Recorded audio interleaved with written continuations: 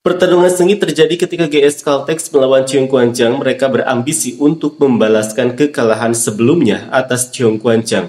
Maka dari itu dengan cederanya Bu Kirik seharusnya bisa dimanfaatkan dengan baik oleh GS Caltex. Seperti inilah komentar fans Korea. Keluarga Buki lalu bawa Mateiko dari Hengkuk. Mungkin dia punya sedikit perasaan terhadap Hengkuk, jadi bisa menunjukkan kekuatan besar. Apakah terlalu sulit bagi GS Caltex untuk bertahan dengan skor 3-2? Yongtaek, di saat seperti ini semua bumbu kejutan sudah habis. Tapi terakhir kali ketika Buki absen karena cedera, tidak ada kesalahan. Jadi GS Caltex kalah telak shoot out. Yongtaek juga membantu Cheongguanjang lagi dengan kritik di tengah-tengah.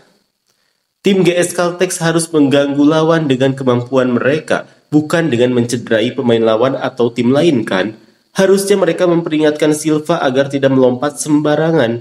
Dari 10 kali, 7-8 kali bolanya melayang ke area garis tengah.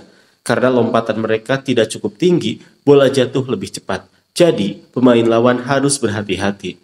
Semua orang tahu bahwa pemain domestik setara dengan mitra Suwon City Hall dan pelatihnya pun tidak lebih dari level pelatih sekolah dasar.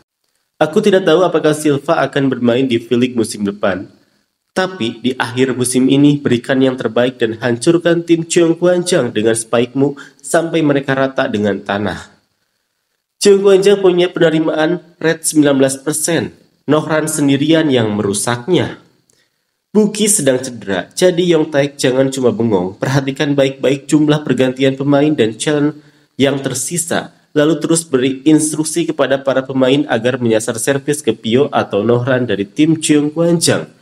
Kalau benar-benar fokus dan mengatur strategi dengan baik, tim GS Caltex bisa mengendalikan dan menghukum Cheongguanjang. Apakah GS Caltex bisa bertahan sampai set kelima atau akan berakhir dalam 3 set? Sulit ya. Buki sudah berusaha keras, bahkan sampai berpindah posisi. Sekarang dia harus absen sepanjang musim, tapi bukannya bersyukur dan mendukung pemulihan serta rehabilitasinya sampai akhir, malah ribut soal hak kepemilikan. Tolong, Cheongguanjang si tukang remas dan para penggemarnya kendalikan diri sedikit.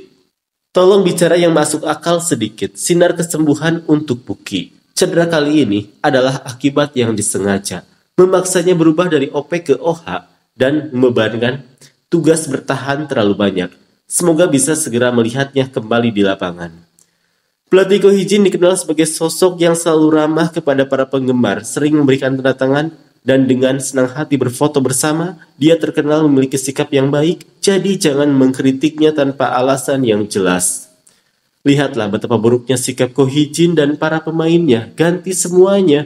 Bagaimana bisa mereka langsung pergi tanpa menyapa para penggemar tandang yang sudah datang jauh-jauh ke Gwangju. Ko Hee-jin bahkan meninggalkan bangku cadangan di tengah pertandingan hanya karena kalah. Untungnya pemain Bukirik hanya mengalami cedera ligamen ringan.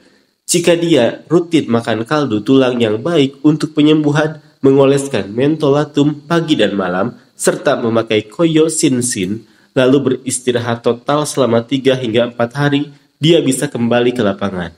Bisa dibilang Buki sudah out untuk musim ini, tapi yang lucu adalah tim Cheongguanjang malah ribut sendiri soal hak kepemilikan, padahal tidak ada yang mau kasih ke mereka. Sepanjang musim Buki sudah diperas habis-habisan oleh si tukang remas dan ditekan terus, sama seperti Eli dan Jia, sampai akhirnya cedera. Kira-kira dia masih mau daftar tryout? Ngomongin hak kepemilikan saja sudah menunjukkan mereka tidak punya rasa malu. Ini cedera ligamen yang robek, jadi 4 minggu jelas tidak cukup. Musimnya sudah selesai. Ini seperti kasus Ko Jawok tahun lalu di Samsung Lions. Media cuma menggiring opini seolah dia masih bisa main.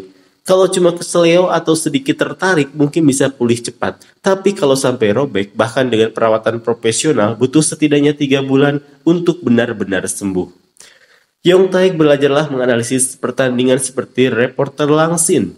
Terus instruksikan dan arahkan pemain agar menyasar servis ke Pio dan Nohran selama pertandingan. Hee-jin, kalau mau cari pemain asing pengganti, coba cari yang sudah main di Liga Cina. Kenapa malah cari outside hitter? Tentu saja pelatih Ko Hee-jin, Lee Yong-taek, dan Kim Ho-cheol harus diperpanjang kontraknya. Setelah liga berakhir, ada 3-4 pelatih di Liga Voli Putri yang seharusnya mundur. Jeon Da-bin masih rookie, tapi dia bermain dengan sangat solid dan baik. Kalau Silva memperpanjang kontrak dengan GS Caltech yang masih dilatih Lee Yong-taek, dia bakal hancur. Lebih baik musim depan, dia main di high pass dan mungkin bisa bersaing untuk juara. Sejak merekrut Kim Jo-hyang dengan 200 juta won, sudah jelas Lee Yong-taek tidak punya mata yang tajam dalam menilai pemain. Kekalahan dengan selisih skor yang konyol melawan Chung Kwan-chang tanpa buki pun benar-benar bikin frustasi. Tolong mundurlah. GS Caltech harus ganti pelatih dulu kalau mau selamat, kalau tidak tahun depan tetap jadi juru kunci. Pelatih Chung Kwan-chang keluar saja waktu kalah 3-0 lawan Pepper terakhir kali. Baik pelatih maupun pemain langsung pergi tanpa menyapa fans atau pemain Pepper. Kalian ini manusia atau bukan?